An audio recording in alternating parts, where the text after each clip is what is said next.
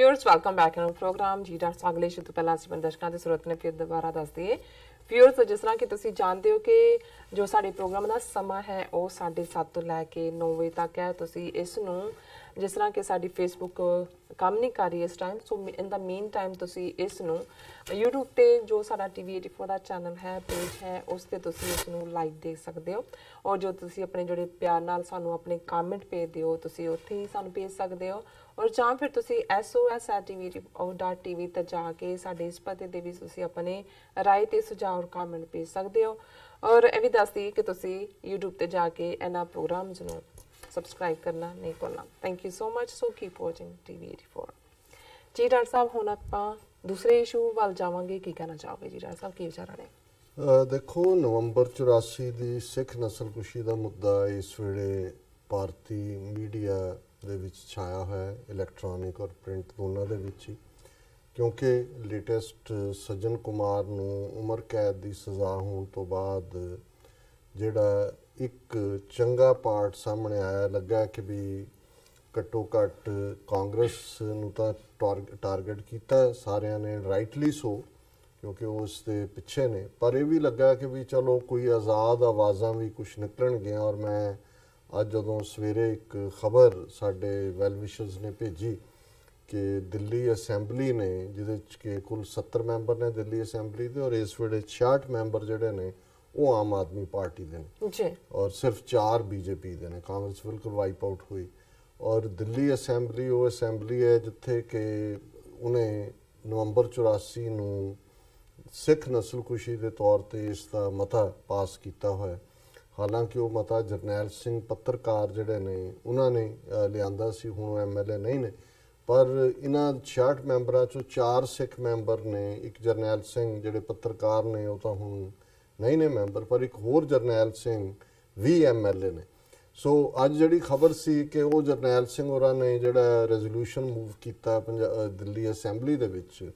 जिन्हों के पास कर दिता गया यूनैनिमसली और ये रेजोल्यूशन सी कि राजीव गांधी जिसने नवंबर 84 की सिख नस्लकुशी जिहड़ी है उस दी योजना बनाई एग्जीक्यूट करवाया उस तो भारत रत्न अवार्ड वापस ले लिया जाए हुण जिवें उन्हां दे जिहड़े अवार्ड ने उन्हां दे विच सब तो जिहड़ा वड्डा जां उच्चा अवार्ड है वो भारत रत्न है और इस तो इलावा उन्होंने दूजिया जोड़े लिटररी या पोलीटिकल या पद्म भूषण पद्म विभूषण पद्म श्री ये उन्होंने ने पर भारत रत्न और 1991 राजीव गांधी नूं ये अवार्ड उहदी जदों बंब दे विच उड्डिया उस तो बाद नरसिम्हा राव की हुकूमत सी कांग्रेस की उन्होंने भारत रत्न हालांकि ये ज़ाहिर सी कि नवंबर 84 की एक वड्डी नस्लकुशी लई भी वो जिम्मेवार है सिखां दी फिर जो श्रीलंका दे विच तमिलां दी नस्लकुशी जाके राजीव गांधी ने जिहड़ा अपनी भेजी फोर्स दा नाम IPKF रखिया सी उस तरह ही करवाया वो भी एक नस्लकुशी सी लेकिन उत्थे तां जिहदे हत्थ च पावर है जे नरेंद्र मोदी एक मर्डरर हज़ारां मुसलमानां दे खून नाल जिहदे हत्थ रंगे हुए ने वो जिहड़ा है वो 4 बार उत्थे चीफ मिनिस्टर बन सकदा है प्रधानमंत्री तक पहुँच सकदा है ते राजीव गांधी नूं कौन जिहड़ा वो रोक सकदा सी कि दूजी हुकूमत नरसिम्हा राव की वो जी है उन्होंने भारत रत्न ना दिंदी दे दिता है हुण जिहड़ी चंगी गल जदों मैं देखी खबर मैं क्या चलो घट्टो घट्ट जिहड़ा असली कातलां दा सरदार है ये जिन्होंने कहंदे ने कि भी हिसाब किताब तो शुरू होया कि भी ये तो पहला लॉ हाँ भारत रत्न वापस जिहड़ा रत्न बनाया ज्यूल ऑफ इंडिया इहनूं तां ज्यूल ऑफ मर्डरर्स दे हो के भी ये बुचड़ां दा हीरा है बिल्कुल लेकिन अजे मेरा ख्याल है भी इस मते दी स्याही भी नहीं सी सुक्की कि एकदम क्योंकि जदों असीं देखते हैं बहुत बार लगता हुंदा है जदों जिहड़े कांग्रेस ने जो किया फिर लगता सी सिख सने सिख कुछ वकीलों के भी जिहड़े BJP दे सी कि जी चलो जे कांग्रेसियां नूं सज़ा दिवाणी है तो BJP नाल लग जाओ फिर आम आदमी पार्टी जदों आई उन्होंने कहा जी चलो ये दोवें हिंदूत्वी पार्टियां ये तो 20 टीमां ने हिंदूत्व दियां पर चलो ये जिहड़ा आम आदमी पार्टी का केजरीवाल ये घट्टो घट्ट नवंबर 84 की गल करता है उन्हें बीबी ने निरप्रीत कौर ने राजघाट बैठी सी भुख हड़ताल तो यह भी आके नाल बैठा सी केजरीवाल भी और इहदा वादा भी सी सिखां दे नाल जरनैल सिंह होरां नाल दूजियां नाल कि असीं सज़ावां दिवाण लई भी करांगे और उदों भी आया उन्हें दिल्ली दे विच सिट बना दित्ती और दूजा कर दिता ਹੁਣ ਇਹ ਜਦੋਂ ਕੀਤਾ ਮੈਂ ਕਿਹਾ ਵੀ ਚਲੋ ਘੱਟੋ ਘੱਟ ਇਹਦੇ ਨਾਲ ਪੰਜਾਬ ਦੇ ਵਿੱਚ ਜਿਹੜੇ ਮਾੜੇ ਮੋਟੇ ਕੇਜਰੀਵਾਲ ਦੇ ਬੰਦੇ ਜਿਹੜੇ ਨੇ ਉਹ ਐ ਕਰ ਰਹੇ ਨੇ ਉਹਨਾਂ ਨੂੰ ਵੀ ਕੋਈ ਦੱਸਣ ਲਈ ਹੋਏਗਾ ਜੀ ਦੇਖੋ ਅਸੀਂ ਵੀ ਇਹ ਕੀਤਾ। ਲੇਕਿਨ ਮੈਨੂੰ ਇਹ ਮੇਰਾ ਮੱਥਾ ਉਦੋਂ ਵੀ ਠਣਕਿਆ, ਮੈਂ ਕਿਹਾ ਵੀ ਇਹ ਤਾਂ ਜਿਹੜੀ ਸੋਨੀਆ ਗਾਂਧੀ ਦੇ ਘਰ 'ਚ ਮੀਟਿੰਗ ਹੋਈ ਹੈ ਪਿਛਲੇ ਦਿਨਾਂ 'ਚ ਕਿ ਜੀ ਬੀਜੇਪੀ ਦੇ ਖਿਲਾਫ ਅਲਾਇੰਸ ਬਣਾਉਣੇ, ਉਹਦੇ 'ਚ ਕੇਜਰੀਵਾਲ ਵੀ ਸੀ। ਸੋ ਇਹ ਮੈਨੂੰ ਲੱਗਾ ਕਿ ਵੀ ਇਹ ਹੋ ਕਿਵੇਂ ਗਿਆ। ਕਈ ਵਾਰੀ ਕੁਝ ਚੀਜ਼ਾਂ ਹੋ ਜਾਂਦੀਆਂ ਨੇ ਜਿਵੇਂ ਉਹਦਾ ਬਾਅਦ 'ਚ ਹੀ ਪਤਾ ਲੱਗਦਾ, ਪਰ ਜਦੋਂ ਤੱਕ ਮੈਂ ਇਹ ਖਬਰ ਦੀ ਜਾਂ ਦੂਜੀ ਪੜਤਾਲ ਸ਼ੁਰੂ ਕੀਤੀ ਨਾਲ ਦੀ ਨਾਲ ਆਮ ਆਦਮੀ ਪਾਰਟੀ ਦੀ ਜਿਹੜੀ ਆ ਉਹ ਕਲੈਰੀਫਿਕੇਸ਼ਨ ਆ ਗਈ। ਹੁਣ ਪਹਿਲਾਂ ਈਵਨ NDTV ਦਾ ਖਬਰ ਸੀ, Delhi Assembly wants Rajiv Gandhi's Bharat Ratna withdrawn over 84 rights। ਹਾਲਾਂਕਿ ਵੀ ਇਹਦਾ ਵਿਦਡਰਾ ਕਰੋ। ਹਾਊਐਵਰ ਨਾਲ ਕਿਉਂਕਿ ਅਜੇ ਖਬਰ ਇਹਨਾਂ ਨੇ ਬਣਾਈ ਤੇ ਨਾਲ ਹੀ ਖਬਰ ਆ ਗਈ। However as news of resolution to withdraw Mr. Gandhi's award gave rise to protests, the Aam Aadmi Party issued a clarification on the matter। ਨਾਲ ਦੀ ਨਾਲ ਆਮ ਆਦਮੀ ਪਾਰਟੀ ਨੇ ਕਿਹਾ ਕਿ ਜੀ ਇਹ ਜਿਹੜਾ ਰੈਜ਼ੋਲੂਸ਼ਨ ਮੂਵ ਹੋਇਆ ਇਹਦੇ ਥੱਲੇ ਜਿਹੜਾ ਭਾਰਤ ਰਤਨ ਲੈਣ ਦਾ ਉਹ ਪੈਨ ਦੇ ਨਾਲ ਲਿਖਿਆ ਜਰਨੈਲ ਸਿੰਘ ਨੇ। ਸੋ ਇਹ ਮਤਾ ਨਹੀਂ ਹੈ, ਇਹ ਤਾਂ ਅਮੈਂਡਮੈਂਟ ਹੈ ਤੇ ਅਮੈਂਡਮੈਂਟ ਦੇ ਵੋਟਾਂ ਹੋਈਆਂ ਨਹੀਂ। ਸੋ ਬਾਕੀ ਜਿਹੜੀਆਂ ਵੋਟਾਂ ਜ਼ਬਾਨੀ ਹੋਈਆਂ ਉਹ ਦੂਸਰੇ ਮਤੇ ਤੇ ਨੇ, ਲੇਕਿਨ ਇਹ ਜਿਹੜਾ ਭਾਰਤ ਰਤਨ ਲੈਣ ਵਾਲਾ ਹੈ ਇਹਦੇ ਥੱਲੇ ਜਿਹੜਾ ਇਹ ਕੋਈ ਨਹੀਂ ਹੋਇਆ। ਇਹਦਾ ਮਤਲਬ ਇਹ ਹੈ ਕਿ ਆਮ ਆਦਮੀ ਪਾਰਟੀ ਦਾ ਵੀ ਜਿਹੜਾ ਭਾਰਤ ਰਤਨ ਹੈ ਉਹ ਸਿੱਖਾਂ ਦਾ ਕਾਤਲ, ਸਿੱਖ ਨਸਲਕੁਸ਼ੀ ਲਈ ਜ਼ਿੰਮੇਵਾਰ ਰਾਜੀਵ ਗਾਂਧੀ ਹੈ। ਇਸ ਬਾਰੇ ਜਿਹੜਾ ਕਿਸੇ ਨੂੰ ਜੇ ਕੋਈ ਭੁੱਲ ਭੁਲੇਖਾ ਸੀ ਤੇ ਇਹ ਜਿਹੜਾ ਉਹ ਨਿਕਲ ਗਿਆ ਔਰ ਉਹਦੇ 'ਚ ਉਹਨਾਂ ਨੇ ਕਿਹਾ ਕਿ ਵੀ ਇਹ ਜਿਹੜਾ ਅਸੀਂ ਇਹ lines about the late Rajiv Gandhi were not part of resolution placed before the house and distributed among members. One MLA in his handwriting proposed an amendment about the late Rajiv Gandhi. Amendments cannot be passed in this manner, tweeted party MLA Saurabh Bhardwaj। So ਹੁਣ ਇਹ Aam Aadmi party ਦੇ supporter ਦੇਖ ਲੈਣ ਕਿ ਵੀ ਇਹ ਰਾਜੀਵ ਗਾਂਧੀ ਸਿਰਫ ਰਾਹੁਲ ਗਾਂਧੀ ਦਾ ਪਿਓ ਜਾਂ ਕਾਂਗਰਸ ਦਾ ਹੀ ਹੀਰੋ ਨਹੀਂ ਹੈ,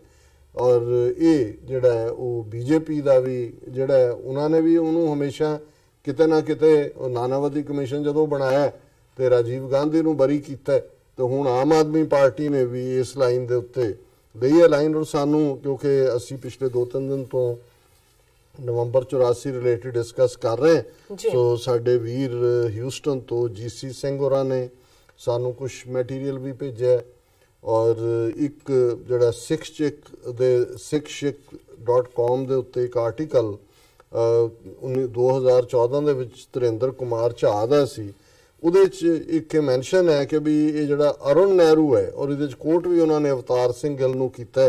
ਜਿਹੜਾ ਪੈਟਰੋਲੀਅਮ ਸੈਕਟਰੀ ਸੀ ਕਿ ਨਵੰਬਰ 84 ਦੀ ਨਸਲਕੁਸ਼ੀ ਦਾ ਆਰਡਰ, ਕਿਉਂਕਿ ਅਰੁਣ ਨਹਿਰੂ ਕਜ਼ਨ ਜਿਹੜਾ ਹੈ ਉਹ ਰਾਜੀਵ ਗਾਂਧੀ ਦਾ ਸੀ, ਹੁਣ ਤਾਂ ਮਰ ਗਿਆ, ਕਿ ਵੀ ਇਹ ਇਸ ਸਾਰੇ ਆਪਰੇਸ਼ਨ ਨੂੰ ਹੈਡ ਅਰੁਣ ਨਹਿਰੂ ਕਰ ਰਿਹਾ ਸੀ ਔਰ ਉਹਨੇ ਜਿਹੜਾ ਹੈ ਇਹ ਉਹਦੀ ਆਪਣੀ ਸਟੇਟਮੈਂਟ ਸੀ ਇਹਦੀ ਅਵਤਾਰ ਸਿੰਘ ਗਿੱਲ ਦੀ। ਉਹਨੇ ਕਿਹਾ ਜੀ ਕਿ ਇੱਕ ਲਲਿਤ ਸੂਰੀ ਨਾਂ ਦਾ ਬੰਦਾ ਜਿਹੜਾ ਲਲਿਤ ਹੋਟਲ ਰਨ ਕਰਦਾ ਉਹ ਮੈਨੂੰ ਮਿਲਣ ਅਕਸਰ ਆਉਂਦਾ ਸੀ ਤੇ ਉਹਨੇ ਉਹ ਰਾਜੀਵ ਗਾਂਧੀ ਦੇ ਵੀ ਨੇੜੇ ਸੀ ਔਰ ਉਹਦੇ ਕੰਮਕਾਰ ਵੀ ਉਹਦੇ ਮੇਰੇ ਤੋਂ ਵੀ ਮਿਲਦਾ ਰਹਿੰਦਾ ਸੀ, ਤੇ ਉਹਨੇ ਕਹਿੰਦਾ ਵੀ ਉਹ ਜਦੋਂ ਮਿਨਿਸਟਰੀ ਦੇ ਵਿੱਚ ਗਿਆ ਔਰ ਮਿਲਿਆ ਉਹਨੇ ਮੈਨੂੰ ਕਿਹਾ ਕਿ clearance has been given by Arun Nehru